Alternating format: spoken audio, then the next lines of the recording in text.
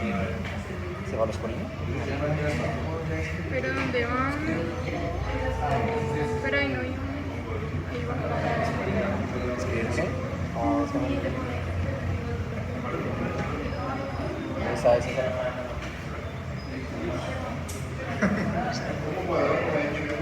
Sí, diapositiva es esa. No, ahí está bien. Diapositiva es ¿Cuánto estoy buscando? Ahí dice 35. Uf, madre, que yo tenga 60. Yo no. esa. Bueno. Vale, vale, es que sí.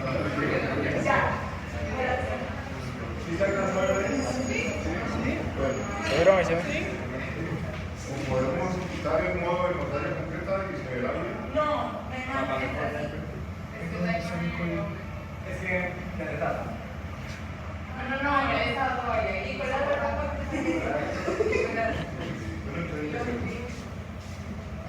La semana pasada vimos antiparasitarios y vimos la semana pasada algo de lo que empezamos a hablar de los antibióticos, de sus mecanismos de acción y de los grupos de antibióticos. ¿Alguien tiene algún recuerdo de eso?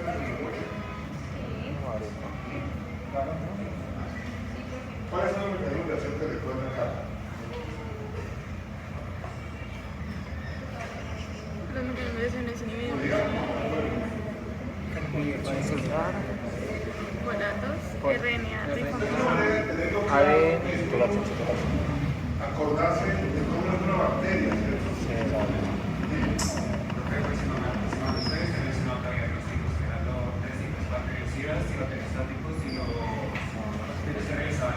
Ese es el resultado final. Cómo el bactericida o bacteriostático es lo que hace definitivamente la bacteria. Pero para llegar a matar la bacteria o a limitar su crecimiento, pasa por un proceso de daño a esa bacteria. Si recordamos todo, cómo está hecha una bacteria, podemos inferir los mecanismos de acción. Si la bacteria tiene una pared celular, el primer mecanismo es uno penetrar la pared celular para poder destruirla. Pero si la pared está hecha de ladrillos, por ejemplo, y quito los ladrillos, pues por ahí se sale todo el material de la bacteria. Y tenemos otros que van a actuar sobre la membrana celular, afectando la difusión de sustancias celulares.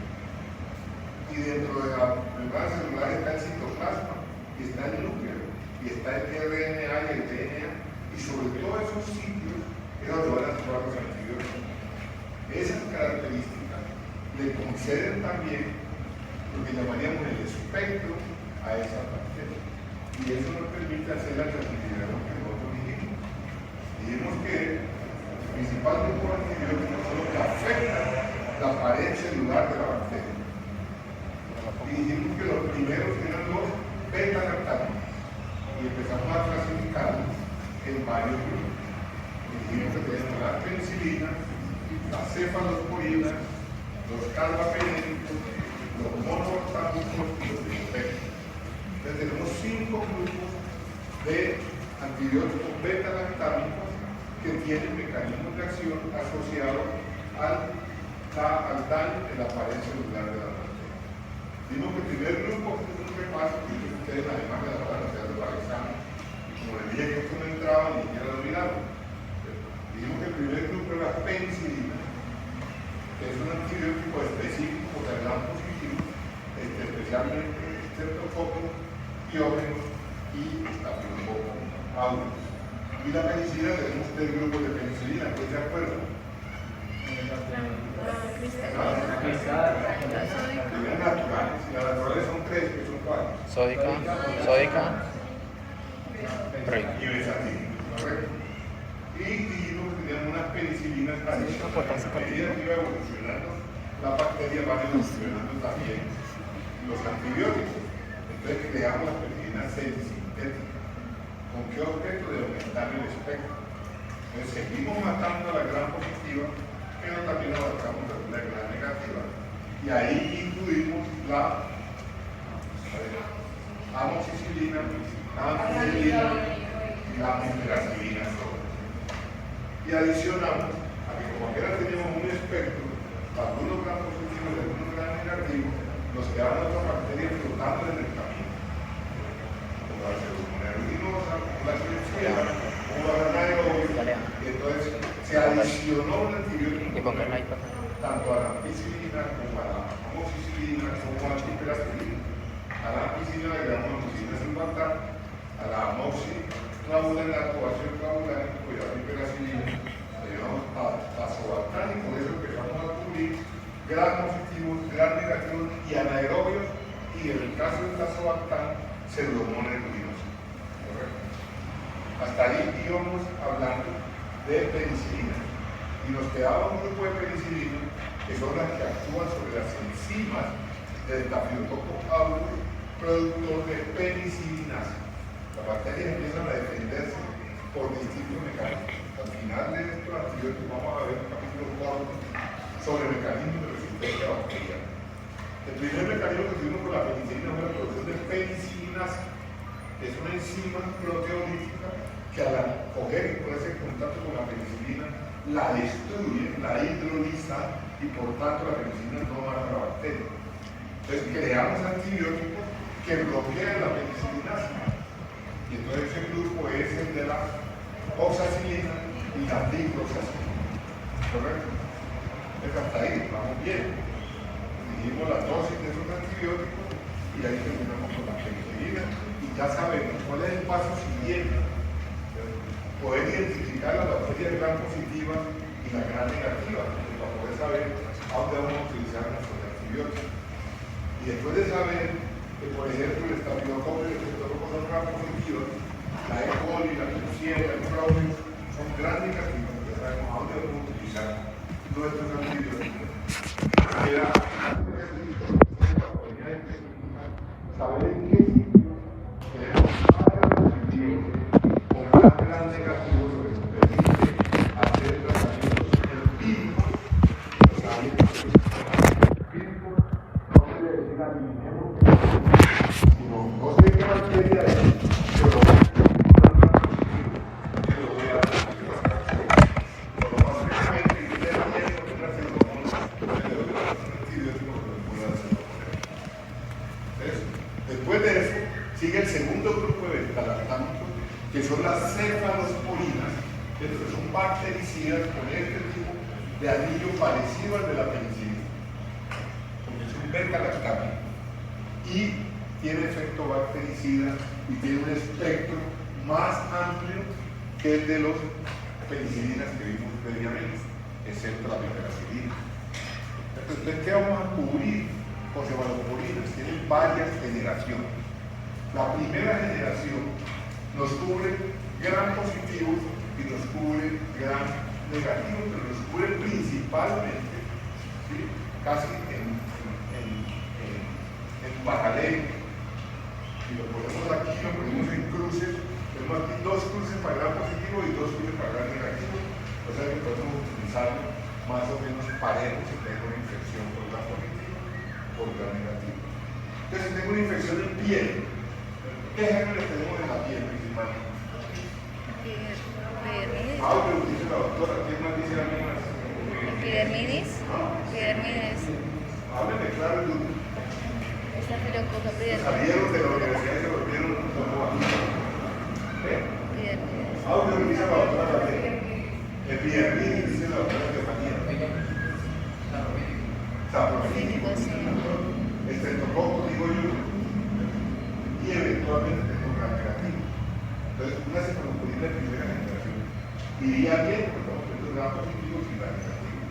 Pero igual iría bien una ampicilina o una amoxicilina que también tiene cobertura contra gram negativo. Entonces, ahí es como uno va seleccionando su esquema antibiótico. O sea que no es solamente saber cuál es la dosis de la penicilina y cómo está constituida, cuándo se creó, sino dónde va a actuar, si se va a absorber, si no se va a absorber y qué gérmenes aspiro a destruir con eso. Y esas cefalosporina de primera generación, buena acción sobre Staphylococcus aureus y sobre enterobacterias. Entonces ya esto le va dando a uno, ¿cierto? Cuando uno tiene el antibiograma en la mano y le dice tengo una enterobacteria o tengo el Staphylococcus aureus que no produce penicilinasa. Bueno, pues puedo ponerlo en generación porque voy a tener buena cobertura. Igual, como siempre digo, va a depender del paciente. Si es un paciente inmunosuprimido con VIH, con cáncer, en quimioterapia, pues es distinto de cualquiera de nosotros que somos inmunocompetentes y no le vamos a dar una primera generación. Y dijimos que para uso parenteral, aquí en Colombia solamente tenemos la cefazolina, que vienen ampollas de 1 gramo, ¿cierto? Y la dosis es 2 gramos cada 8 horas. Es la que utilizamos para profilaxis antibiótica en cirugía. No hay antibióticos profilácticos para el uso diario. No es que si al del lado le dio infección urinaria y yo voy a tomar lo mismo porque no me dé, podemos, como aquí se tuvo amigdalitis, demos el tratamiento al que está sano para prevenir que no le vaya a dar, así no funciona. Los únicos medicamentos, el único medicamento que utilizamos, mejor dicho, la profilaxis solamente la utilizamos para cirugías limpias, con el objeto de que las bacterias de la piel no entren al interior del paciente y no se produzcan infecciones del sitio operatorio. La que más se usa para este efecto es la cefazolina. ¿Por qué cefazolina, que es una cefalopina de primera generación? ¿Quién se le ocurre una respuesta?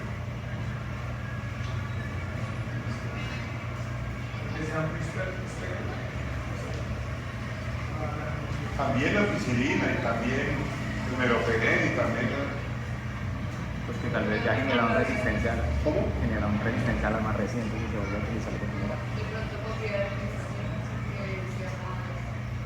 Porque ¿cuáles son los gérmenes que tenemos en la piel? Acaban de decir. eso, porque es para gram positivos y gram negativos. Y si yo quiero prevenir infecciones de la piel hacia adentro, ¿cuáles gérmenes debo matar? De la piel. Los que están en la piel. ¿Cuáles? Estafilococcus epidermis, estafilococcus aureus, estafilococcus pyogenes, los que me acaban de mencionar ustedes. Por eso usamos cefazolina, que vemos que tiene ese espectro, a gran positivo y gran negativo. Hay que aplicar en profilaxis química 2 gramos entre 20 y 40 minutos antes de la incisión quirúrgica. ¿Qué nos va a evitar eso? Que hagamos infecciones del sitio operatorio, es decir, abscesos, celulitis o otras infecciones localizadas. Y por vía oral tenemos entre nosotros cefradina, tabletas de 500 miligramos cada 6 horas, cefadroxilo, que viene por 1 gramo y se da cada 24 horas, cefalexina, cada 6 horas de 500 miligramos, y la cefalotina, que no viene para esperar, para que después no me muestre la diapositiva diciendo, pero la preditiva dice, yo les dije que eso que está ahí no es tan cierto, porque esta diapositiva tiene aquí el color que le echamos. Entonces, oral, cefalotina, cefadroxilo, cefradina y cefalexina. Parenteral, cefazolina, como penicilina, cefalosporina de primera generación. ¿Qué vamos a cubrir? Gram positivos y gram negativos pareja. ¿A quién lo vamos a utilizar? En los sitios donde tenemos infección por ese germen. Ningún tratamiento más.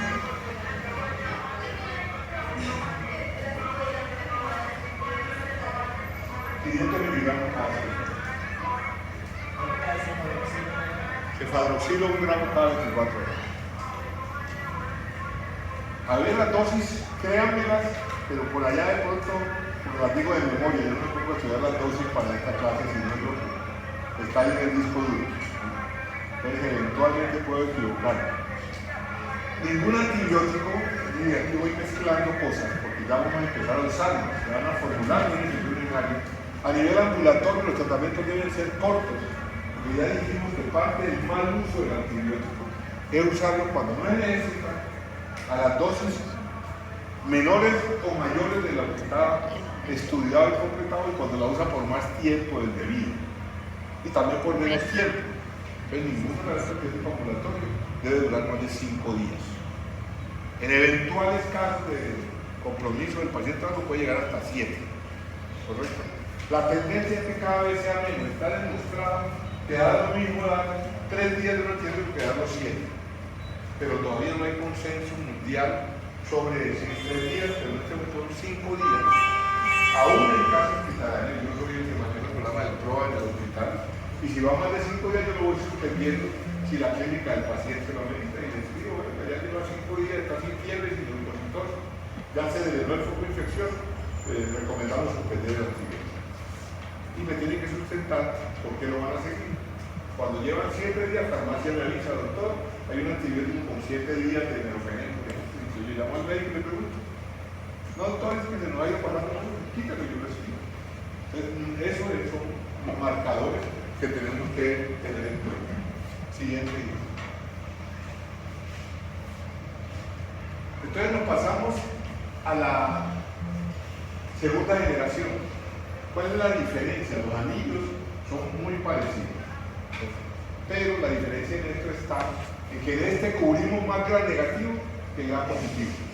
Entonces pasamos de 2 cruces y 2 cruces, pasamos a una aquí y 3 a este lado. ¿De acuerdo? Entonces si tengo mayores, entonces ya cuando pienso más en gram negativo, tengo que utilizar antibióticos de segunda generación, que voy a utilizarlo en algunos casos particulares. ¿Cuáles tenemos en Colombia? La única que tenemos es cefaloxima, que viene para uso parenteral. ¿Correcto? 1 gramo cada 8 horas. Cefaloxima. ¿Qué nos cubre? Gram negativo principalmente. Poquito gram positivo, pero sí nos puede cubrir Klebsiella, nos puede cubrir pseudomonas aeruginosa. Entonces la utilizamos realmente en este momento en el hospital. Hasta ahora estamos peleando para tenerla permanentemente, para no gastar tanto cefepime y resina tazobactam, que tenemos un consumo altísimo, pero tiene una cefalosporina de segunda generación, pero de una cobertura similar. Entonces la cefaloxima es un gran elemento de la entrada que ustedes tienen en el hospital. Ya la tendremos permanentemente, pero ahorita estamos los internistas pidiéndola para poder justificarla en el presupuesto. Profe, pero esa segunda no cubre aeruginosa. No cura pseudomonas aeruginosa, nos cubre Klebsiella, nos cubre más gram negativos, nos cubre más pacientes comprometidos hemodinámicamente. Y nos tiene más gram negativos y actúa sobre bacterioides y material frágil y de influenza, pero no sobre pseudomonas aeruginosa. ¿Correcto? Sobre pseudomonas aeruginosa y tracina tazobactam, meropenesis, que lo vamos a ver más adelante. Ahora llegamos a la tercera generación. Aquí ya la cruz de gram positivo se vuelve más chiquita y la cruz de gram negativo ya pasamos a 4 cruces. Casi específico para gram negativo, eventualmente, y la única que tenemos, ¿cierto?, es la ceftriaxona, que viene para vía parenteral. No hay cefalosporina de segunda, tercera o cuarta generación que vengan por vía oral. Como la ceftriaxona, que es el antibiótico de todos los que vamos a ver, con mayor penetración al sistema nervioso central. En el examen final se le debe escapar esa pregunta, para que vean cómo lo tengo afecto. No va a salir cuál es la de mayor, sino que va a salir intermezclada en alguna pregunta de ese valor.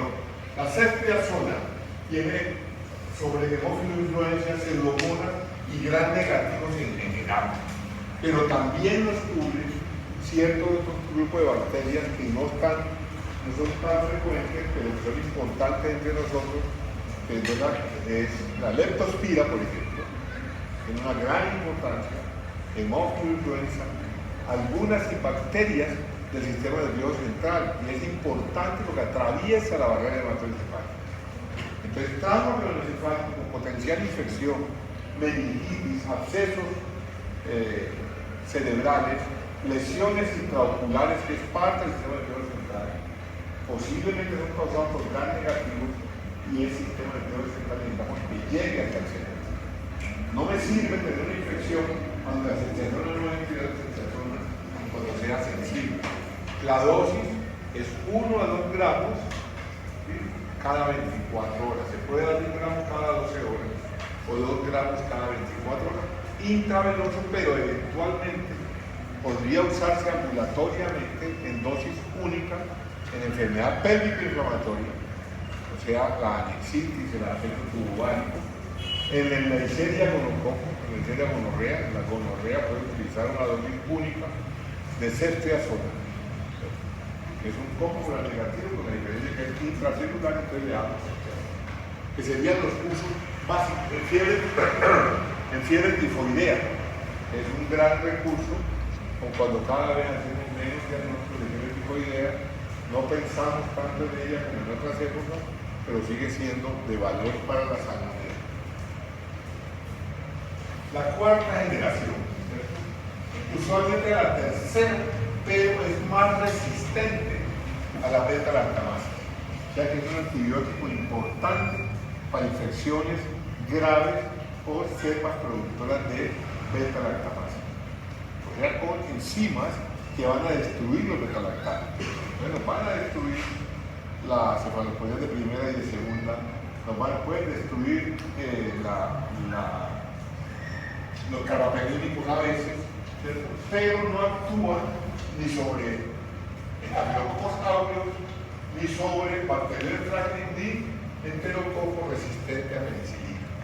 ¿Esto a qué nos lleva? Cuando ustedes ven ahí eso que es resistente, hay un componente importante de las bacterias que es que desarrollan resistencia natural a ciertos antibióticos. De ahí no necesitan producir ninguna enzima, ni fortalecer la pared, ni eliminar el blanco terapéutico, sino que por su naturaleza, por su genética, por su crianza, son naturalmente resistentes a ese antibiótico. Entonces, hay unas bacterias que tienen ese problema, que pueden ser sensibles en el antibiograma, pero no van a servir porque son resistencia intrínseca. Eso es una de las cosas complicadas de la infectología, porque no son cosas donde yo insisto tanto en que hay que saber la fisiología, la fisiopatología y los síntomas para poder deducir. En cambio, ¿cómo hago yo para saber, cómo deduzco yo que una bacteria es naturalmente resistente a tales antibióticos? Eso me toca aprender. Yo tengo aquí en el teléfono una chiva para poder hacer mi trabajo. Entonces, apareció esta bacteria, esto que no le podemos poner meroperidina porque es intrínsecamente resistente. Entonces quítesela porque no le va a servir, porque la bacteria está con un mecanismo de defensa propio genético contra eso, independientemente de que no produzca beta-lactamasa, por ejemplo, o carbapenemasa. Entonces, la cefalosporina de cuarta generación, más importante que tenemos, la única que tenemos, es cefepima. 1 gramo a 2 gramos cada 8 horas. Útil para gran negativo principalmente. Cubre pseudomonas aeruginosa, pero no nos cubre anaerobios. Pues si tengo la posibilidad de un negativo y un anaerobio, tengo que darle un antibiótico que más se lo anaerobios y que no más la que hicieron con el cefepima. Ese es el diferente. Hay que darlo como es un antibiótico tiempo dependiente, tengo que dar una infusión también, ¿correcto?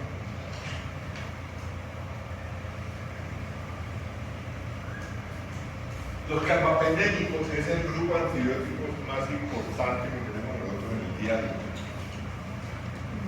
de más amplio espectro para esta bacteria multiresistente.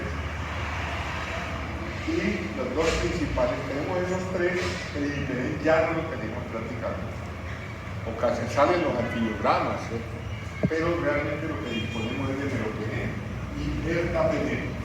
Aquí están los anillos de los tres, ¿cierto? Ahí tiene la diferencia en este anillo y en este anillo, porque lo demás es más o menos igual. ¿Qué hace la diferencia de este anillo? Que el meropenem tiene acción sobre el pseudomonas aeruginosa.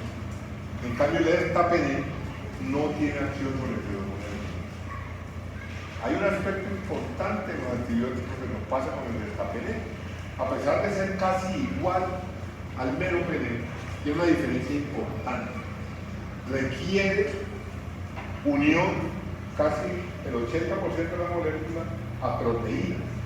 O sea que si tengo un paciente que está desnutrido, que está con hipoalbuminemia, no le podemos dar el ertapenem, porque no va a llegar al sitio, necesita un transportador que es una proteína. Y si no tengo suficiente proteína, no hay nadie que lo transporte al sitio en el inóculo bacteriano.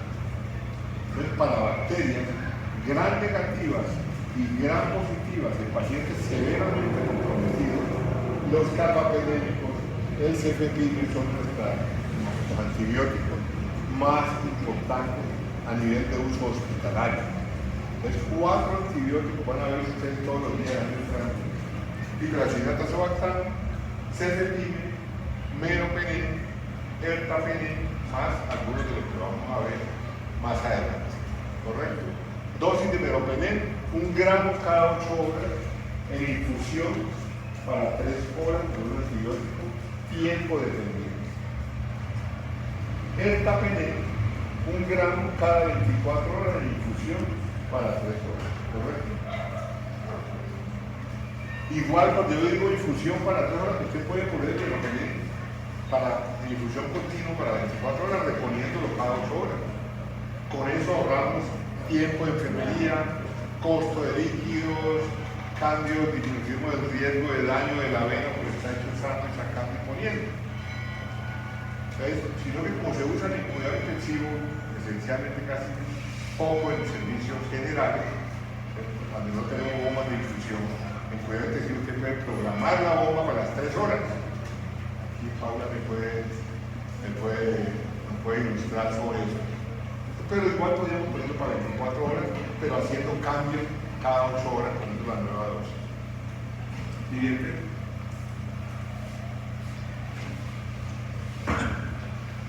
Hay un grupo de bacterias que son, ya acabamos de hablar de bacterias que producen beta-lactamasa, entonces nos van a matar los beta-lactamos.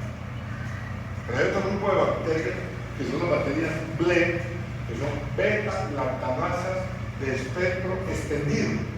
O sea que aparte de eliminar los beta-lactámicos, también nos pueden eliminar los tipos de antibióticos. O sea, que son complicados. Entonces, el ertapenem tiene una gran acción siempre y cuando tengamos adecuado nivel de proteína y de albúmina en sangre. Cuando llega una bacteria BLE, tenemos que tener especial cuidado revisando el antibiograma. Y no les dije que les iba a mandar la guía de antibióticos del hospital. Entonces, si Mafe me insiste lo suficiente, mañana se la envío y ahí van a encontrar unos capítulos no, son 10 renglones donde explica cuáles son los factores de riesgo para que el paciente tenga BLE o tenga Staphylococcus aureus o tenga pseudomonas. ¿Por qué es importante esto?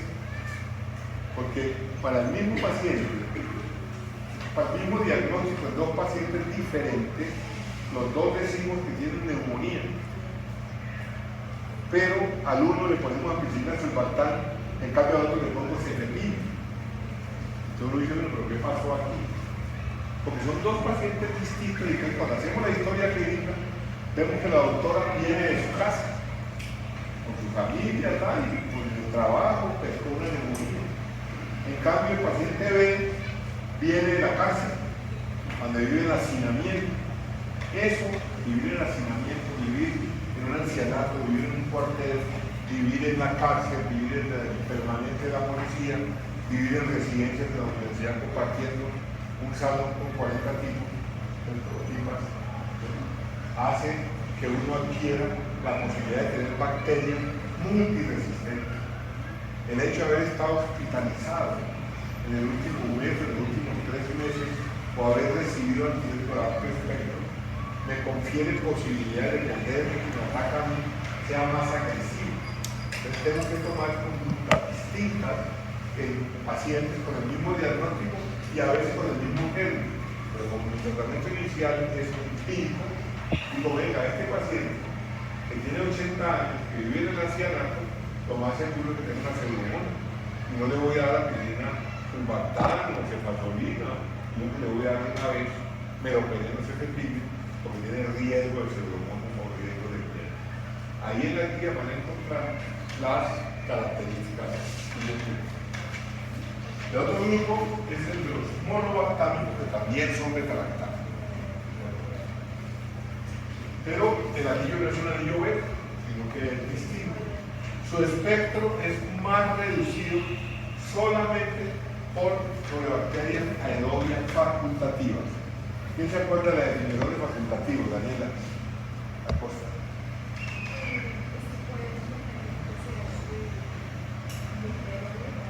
Perfecto. Todos lo vieron, ¿cierto? Nadie.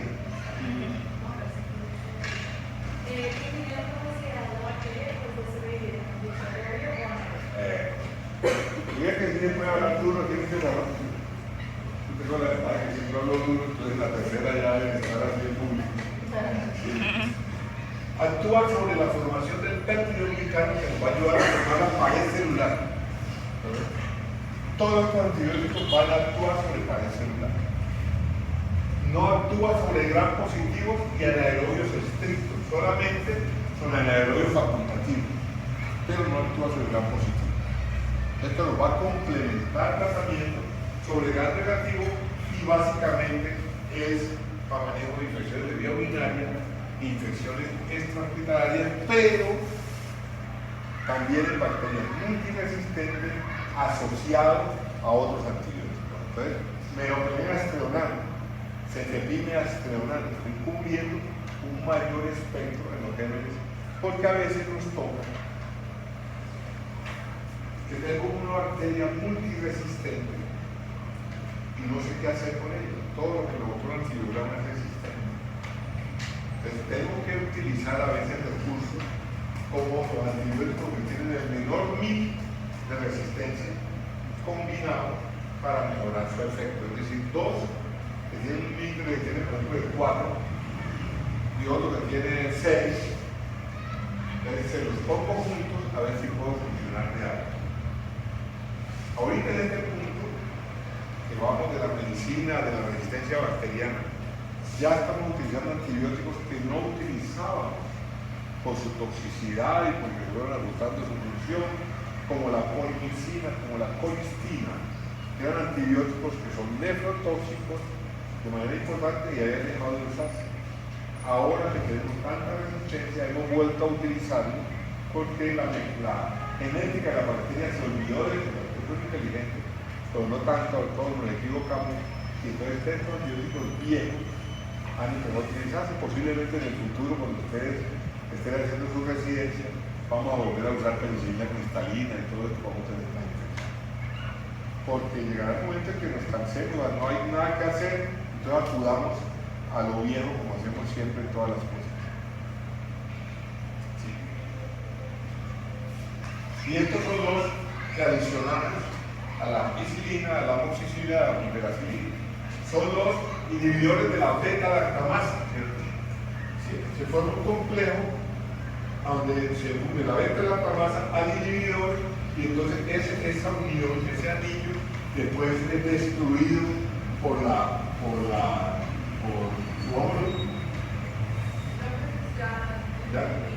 Bueno, lo que hace es unirse con la beta-lactamasa y los dos forman un complejo que después es destruido orgánicamente.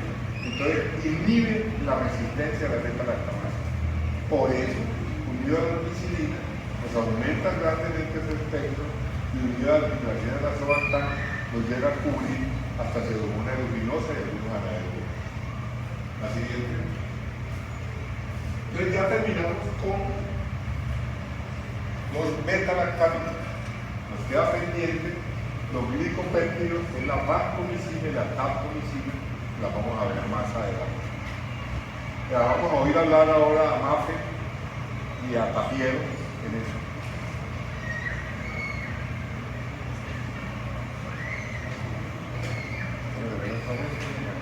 Una escapadita hasta allá abajo, por ahí no me queda.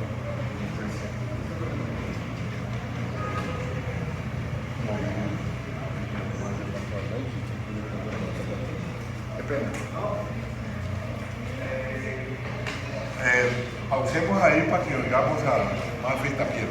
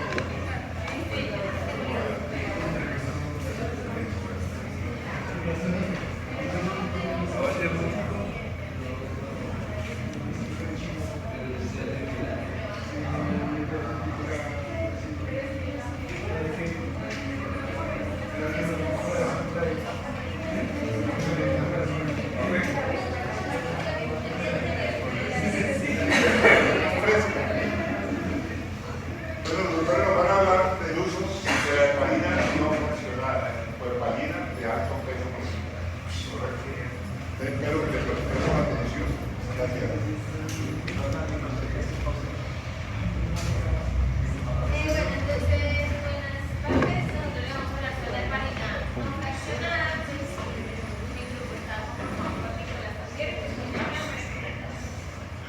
Entonces, para comenzar, les voy a dar como una breve definición de qué es la farina no fraccionada. Y la farina no fraccionada es un anticoagulante que se utiliza para prevenir y tratar la formación de coágulos sanguíneos. Se utiliza principalmente para prevenir y tratar tromboembolismos venosos y arteriales. Aquí les voy a hablar de algunas generalidades que pues se las voy a ir nombrando y más adelante se las voy a ir explicando con más profundidad. Entonces, la farina no fraccionada lleva utilizándose para la prevención y el tratamiento de trombosis desde hace varias décadas. Se obtiene principalmente a partir del intestino del cerdo. Consiste en una mezcla de glucosaminoglutanos y sulfatos de longitud y peso moleculares variables. Tiene efectos anticoagulantes, como ya les había nombrado anteriormente, y las propiedades farmacológicas varían según el grupo. ¿Ustedes están oyendo atrás? ¿Están oyendo? ¿Y están entendiendo lo que dicen? ¿Seguro? Igual los efectos anticoagulantes, como ya les había nombrado anteriormente, y las propiedades farmacológicas varían según el tamaño de sus moléculas. Se administra por vía parenteral, pero es importante aclarar que se administra por vía subcutánea y intravenosa, más no por vía intramuscular. La disponibilidad de la farina no fraccionada es limitada. Esta se une a las proteínas plasmáticas de las plaquetas, específicamente el factor plaquetario 4, y a los macrófagos, las células endoteliales, lo cual provoca una respuesta anticoagulante variable. Ya más adelante les voy a profundizar en eso. Antes de comenzar como tal, es importante mencionarles cómo que la coagulación. Entonces, la coagulación es el proceso mediante el cual la sangre forma un coágulo para tener una hemorragia. Involucra unas reacciones en las que participan proteínas, plaquetas y vasos dañados. Estas reacciones convierten en fibrinógeno, que es una proteína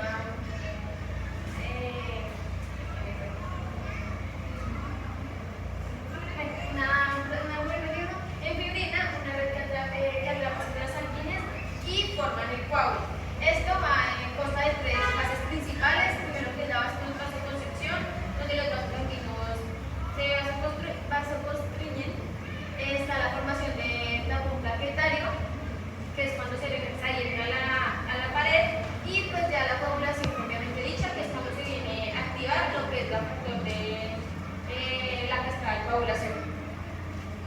¿Qué es un anticoagulante? Un anticoagulante es un fármaco o sustancia que previene la formación de esos coágulos en la sangre o disminuye la velocidad de su formación. Actúa interfiriendo en diferentes procesos de la cascada de coagulación, evitando que el fibrinógeno se convierta en fibrina, lo que impide la estabilización de esos coágulos.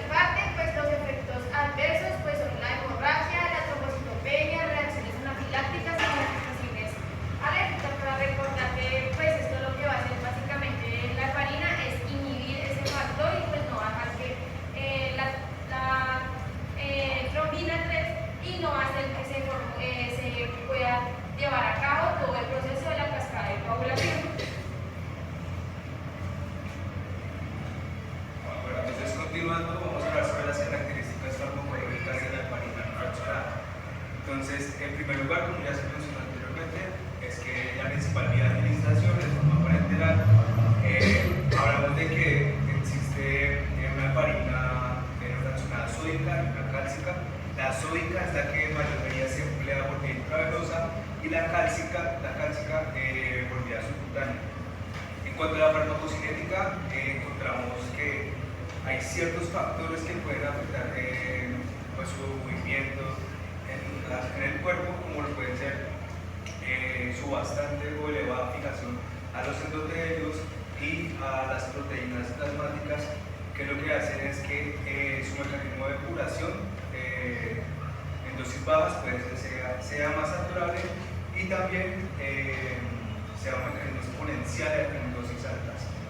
Ahora, en cuanto a su dosis, encontramos que se debe emplear una dosis inicial de 5.000 unidades, seguidas de alrededor de 5.000 a 10.000 unidades cada 4 o 5 horas por vía intravenosa.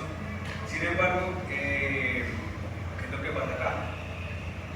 Entonces, cuando hacemos el ajuste de la dosis por peso, entonces encontramos que, por ejemplo, en un paciente de 70 kilos se emplea alrededor de 5.000 unidades de manera intravenosa. Si nosotros tomamos el tiempo que es más o menos de 4 a 6 horas, pues el promedio sería 5 horas y 5.000 unidades, pues sería un aproximado de 1.000 unidades por hora. Y para mantener ese efecto terapéutico del fármaco, lo más recomendable es utilizarlo mediante infusión.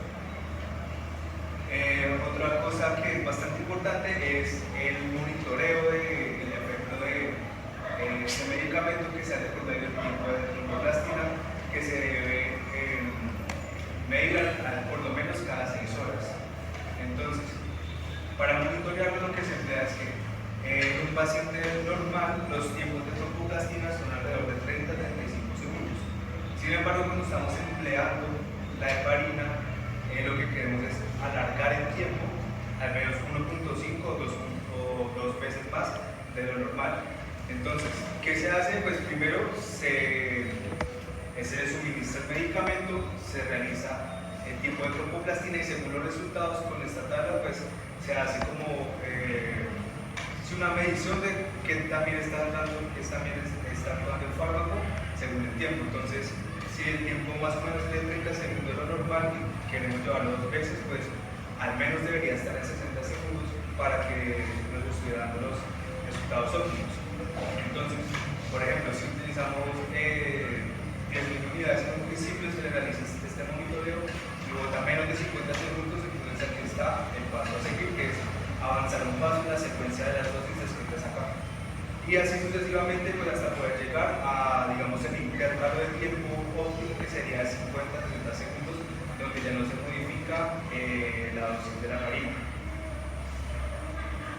Ahora, hablando de las diferencias de esta heparina no fraccionada con la heparina de bajo peso molecular, que son las nuevas heparinas que están saliendo ahora.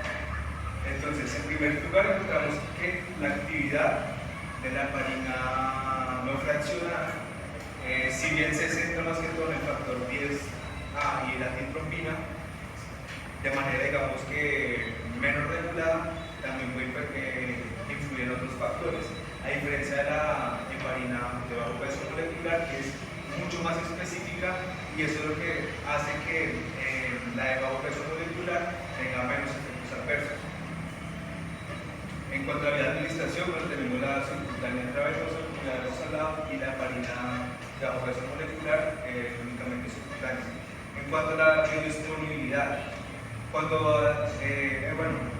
biodisponibilidad, cuando suministramos vía subcutánea, porque si es intravenosa, vamos a tener el 100% de biodisponibilidad. De manera, cuando se suministran dosis bajas, se tiene únicamente el 10 al 30% en la heparina no fraccionada, y en dosis altas se puede llegar hasta un 90%.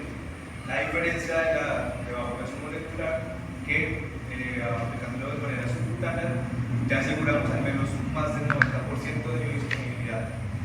En cuanto a la vida media, heparina no fraccionada alrededor de 1.5 horas a 40-30 minutos. La de bajo peso molecular tiene una vida media mucho más prolongada.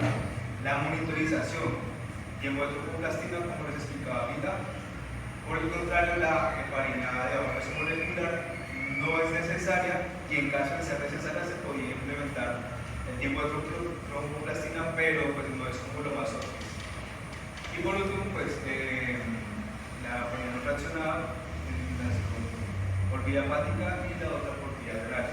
Eso, de la manera de resumen, pues esto lo que quiere decir es que la heparina de bajo peso molecular, digamos que es mucho más fácil de trabajar, ya que la principal diferencia acá es que no vamos a tener unos efectos adversos tan grandes como es en la fraccionada, no fraccionada. Y pues ya hablando de sus desventajas, pues la heparina no fraccionada ya se usa hace bastante tiempo, vamos a seguir usando con frecuencia, sobre todo en el ambiente hospitalario. Estos también, ya que se llevan tanto tiempo utilizando, tienen un menor costo, a diferencia de las nuevas heparinas. En cuanto a su inicio de acción, encontramos que la no fraccionada es mucho más rápido que las nuevas heparinas. Los efectos adversos, como les mencioné anteriormente, principalmente la no fraccionada tiene muchos más. En cuanto a las dosis, pues se deben ajustar mediante ese monitoreo con la tromboplastina. En cambio, las nuevas heparinas son más prácticas. Y por último, el antídoto. ¿Qué pasa con el antídoto? En la heparina encontramos un antídoto específico que es mucho más eficaz que para las nuevas heparinas. Entonces, hablando del antídoto, tenemos el sulfato de protamina, que su mecanismo de acción es unirse mediante esa diferencia de cargas que tienen ambas moléculas. La heparina tiene una carga negativa y el sulfato tiene una carga positiva. Eso lo que hacen es que las cargas contrarias se atraen y la protamina se une a la heparina para ayudar a disminuir su efecto y pues también depurarla. La dosis es alrededor de 1 miligramo por cada 100 unidades de heparina que se le suministra al paciente y tiene una vida media de aproximadamente 30 a 120 minutos. Pues en utilidad, pues como les contaba, era para disminuir esos momentos donde digamos que nos hemos pasado con la terapia de la heparina o ya casos más puntuales durante cirugías. En los efectos adversos pues tenemos reacciones de hipotensión, bradicardia y algunas reacciones alérgicas y pues también es considerable que se debe monitorear asimismo con tiempos de tromboplastina cómo va actuando este antídoto con la heparina. Y por último, la manera de recordar es con lo que hemos visto, y es que la heparina no fraccionada tiene un papel importante en los síndromes coronarios agudos. Recordando que la terapia anticoagulante, que se componía de suministrar pues, anticoagulantes, estatinas, vasodilatadores, tiene un papel muy importante, ya que pues, digamos que hay una clara disminución en cuanto a los resultados.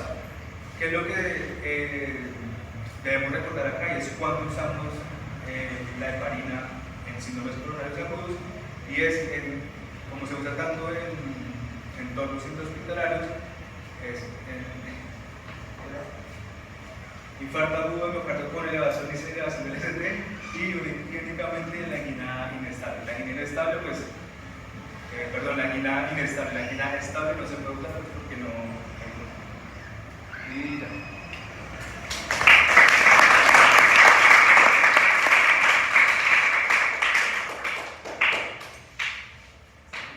Muchas gracias.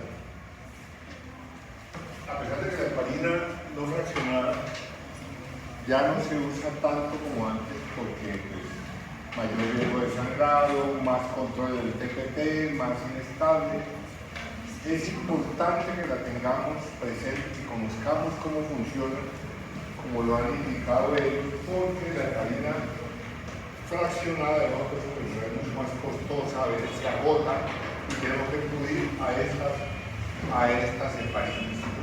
Es importante saber que a pesar de ser de menor costo la fraccionada, de la de bajo peso molecular, el costo se iguala cuando tenemos que estar haciendo controles periódicos del tipo paciente como plastina.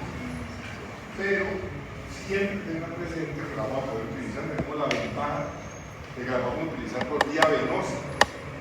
Y como tiene una vía media corta, por eso requiere infusión.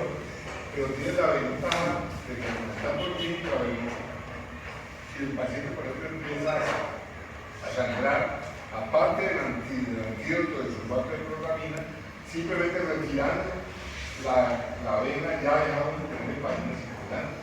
Es un efecto, un valor muy importante, a diferencia de cuando usted utiliza un medicamento subcutáneo, que no tiene cómo sacarlo, sino únicamente tiene que usar un antídoto de transfusiones de plasma.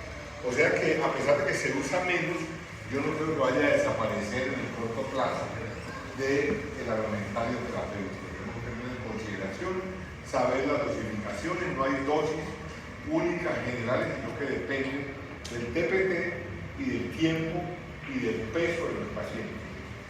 La dosis mínima son 800 unidades por hora y la máxima 1400, y con eso es lo que juega uno cuando empieza la infusión. Empezamos 1000 unidades por hora, pero el TPT no nos alcanza a la meta, entonces subimos y podemos llegar hasta 1400. En 1400 tenemos que parar porque el riesgo de sangrado empieza a ser muy alto.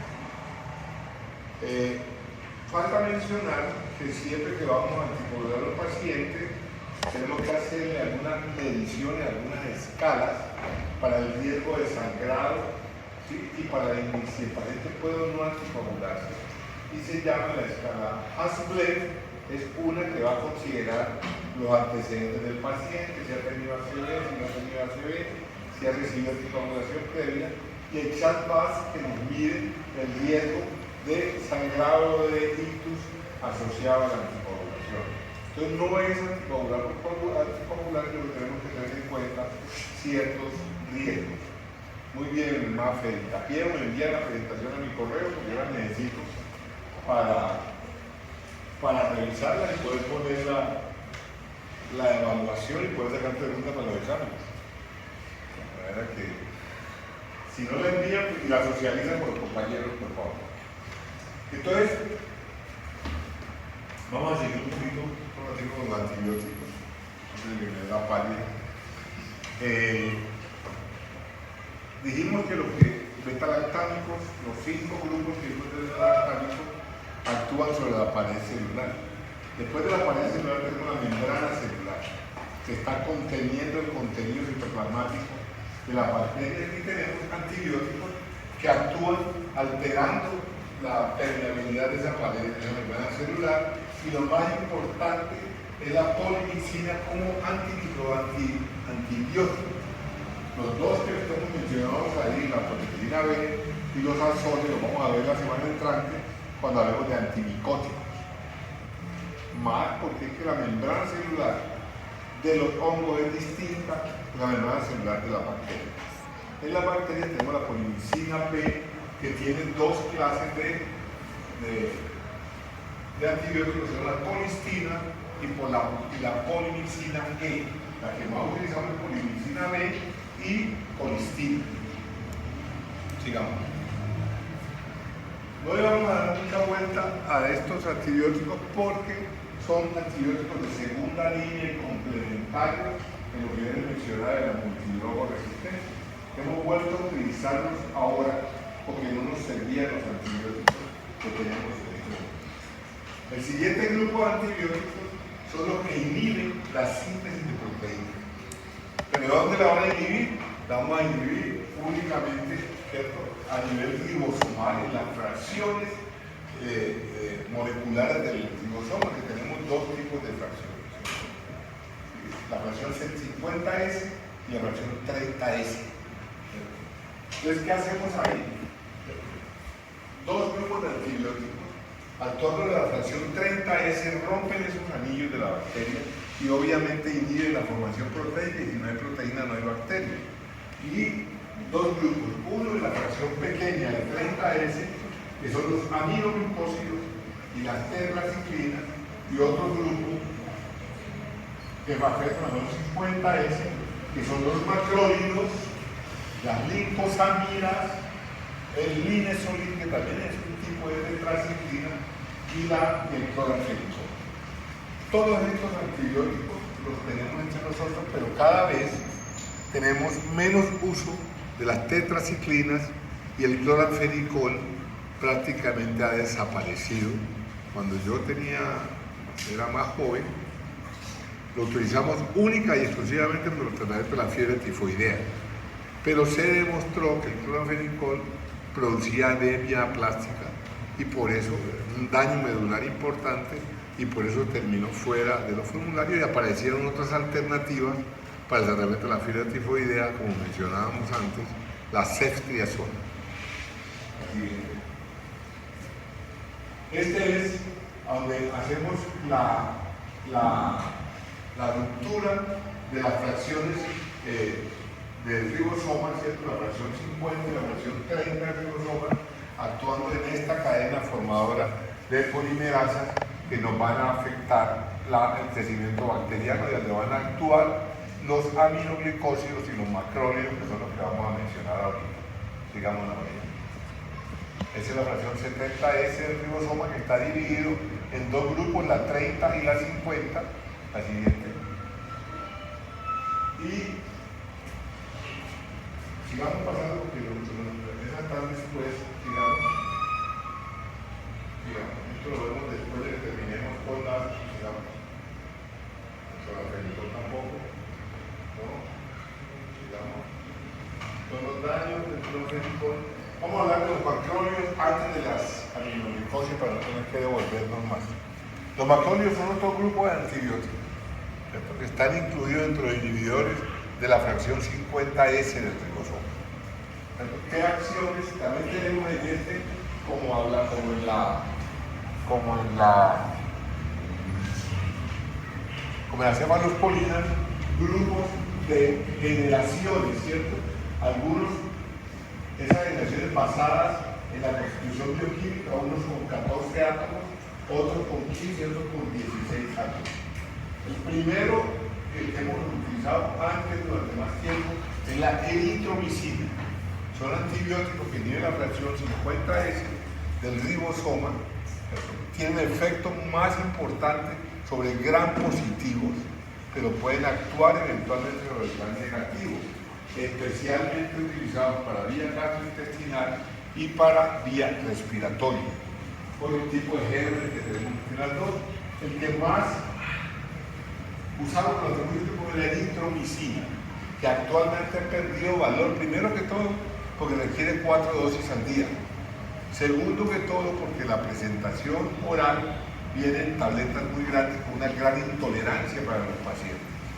Entonces la utilizamos cada vez menos, pero su indicación principal es infecciones respiratorias altas y infecciones de la faringe y la orofaringe. Utilizamos eritromicina, dosis 500 miligramos cada 6 horas. Intolerancia gastrointestinal, pero su uso ahora, más que como antibiótico, está utilizado como prokinético, o sea, estimulante del vaciamiento gastrointestinal, en postoperatorio de cirugías abdominales, la manipulación de la víscera, la manipulación del estómago, de los intestinos, genera un estado de lentificación del tránsito intestinal.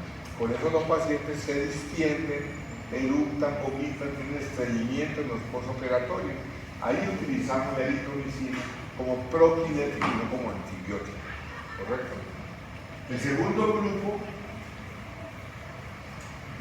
tenemos aquí entre nosotros solamente la claritromicina, que también tiene efecto sobre el gram positivo. Tiene importante efecto sobre una bacteria muy conocida a nivel gastrointestinal, que es el Helicobacter pylori, pero actúa sobre gram positivos en la vía respiratoria y también sobre gérmenes atípicos en la vía respiratoria. Es el acompañante del tratamiento de la neumonía bacteriana, que en su mayoría es causada por Streptococcus pneumoniae, pero también puede acompañarse de gérmenes atípicos, sobre todo en los pacientes que tienen riesgo o tienen inmunocompromiso. Entonces, la claritromicina viene en tabletas de 500 miligramos y en ampollas de 1 gramo, y viene para uso, obviamente, oral e intravenoso, especialmente en infecciones de la vía respiratoria superior. Entonces la vamos a utilizar en la rinofaringitis bacteriana, en la bronquitis, en la bronquiolitis, y porque son causadas principalmente por gérmenes gram positivos. Y como parte importante del tratamiento en la úlcera gástrica, en la gastritis crónica asociada al Helicobacter pylori, utilizamos como parte del tratamiento antibiótico la claritromicina cada 12 horas durante 14 días.